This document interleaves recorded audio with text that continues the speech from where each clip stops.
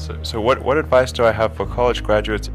Certainly, I'd invite you to apply for a job at SolarCity or Tesla or SpaceX. And if not, then if that doesn't work for whatever reason, then apply to jobs at other companies in that arena, or try starting a company. If you study engineering and you figure out how to design new things, then it's relatively easy to start a company. You just need to get a few like-minded people with you. Although I have to say that the space business is quite hard to start a company in the space business because it's such a capital-intensive business. So it may be better to do something in solar power, or if you're going to do it in cars, do it as kind of a component supplier for cars or something like that. Musk has college degrees in business and physics, but SpaceX is his first venture in aerospace. How did you get the expertise to be the chief technology officer of a rocket ship company? I do have a physics background. That's helpful as a foundation. And then I read a lot of books and talked to a lot of smart people. Don't just follow the trend. You may have heard me say that it's good to think in terms of the physics approach of first principles, which is, rather than reasoning by analogy, you boil things down to the most fundamental truths you can imagine, and you reason up from there. And this is a good way to figure out if something really makes sense, or if it's just what everybody else is doing. It's hard to think that way. You can't think that way about everything. It takes a lot of effort. But if you're trying to do something new, it's the best way to think. And that framework was developed by physicists to figure out counterintuitive things like quantum mechanics. So it's really a powerful method. And I want to know, what is the one thing that has surprised you about your life? Well, I'm surprised by the whole thing, honestly. I certainly didn't expect to be for any of these things to happen, honestly. Yeah, I just knew I wanted to be involved in technology, and in fact, the only reason I started a company back in '95, an internet company, was because I couldn't get it. There were only a few internet companies, and I couldn't get a job at any of them. So I tried to get a job at Netscape, and sent my resume in and tried hanging out in the lobby, but I was too shy to talk to anyone. And then I was like, okay, well, I guess I'll have to start a company because I can't get a job anywhere. Thank you.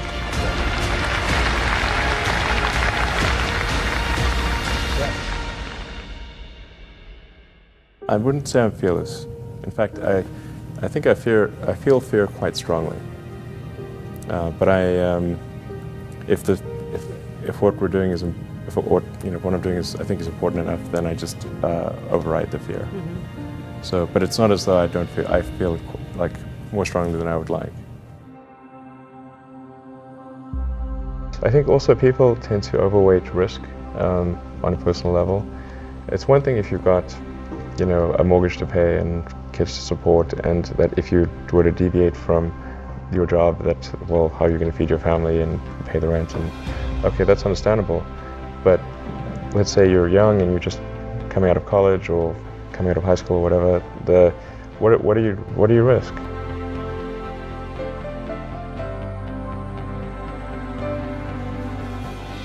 You're not going to starve. I mean, right. It's really certainly not in any kind of modern economy. It's so easy to earn enough money just to live somewhere and eat food.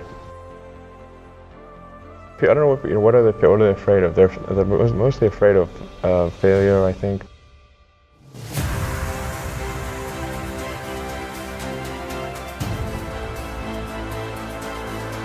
People should be less risk averse when there's not much at risk.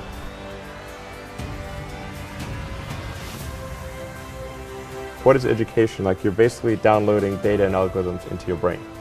And it's actually amazingly bad in conventional education. Because it shouldn't be like this huge chore. Like, the more you can gamify the process of learning, the better.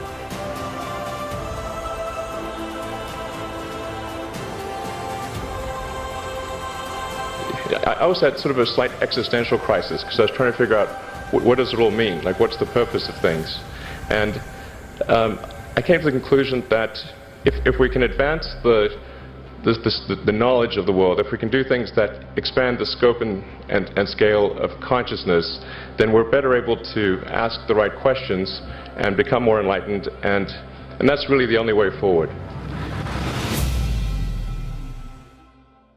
What drives you? What is it that when you wake up in the morning, do you see a problem and you want to solve it? The thing that drives me is that I want to be able to think about the future and feel good about that. We're doing what we can to have the future be as good as possible, to be inspired by what is likely to happen, and to look forward to the next day. So that's what really drives me, is trying to figure out how do we make sure that things are great and going to be so, and that's the underlying principle behind Tesla and SpaceX. Is that I think it's pretty important that we accelerate the transition to sustainable generation and consumption of energy. It's inevitable, but it matters if it happens sooner or later.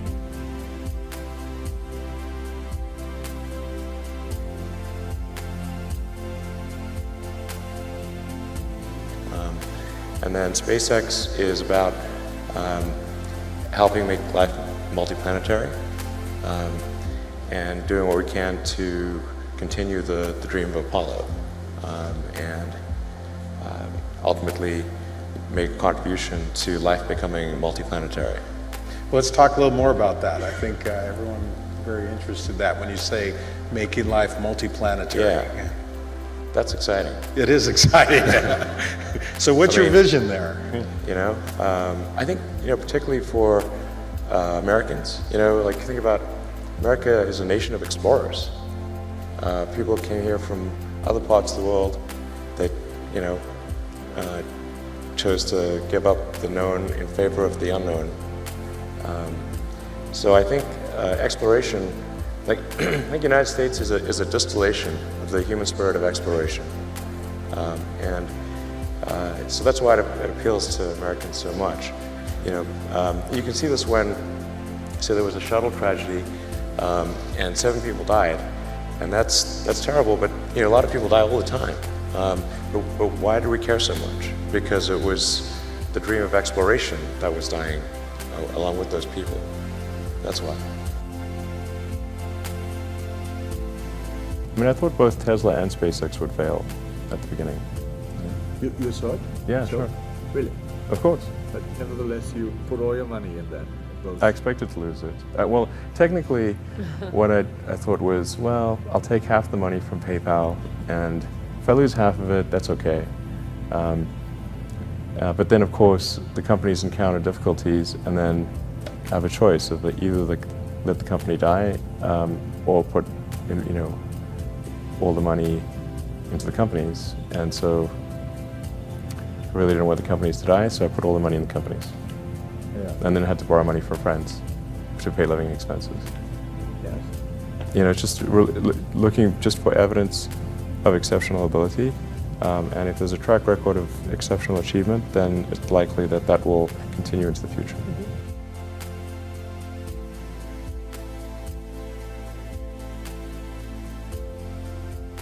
Well, it really depends on the stakes. If the stakes are high, if it's really important, then I will overcome the fear and just do it anyway.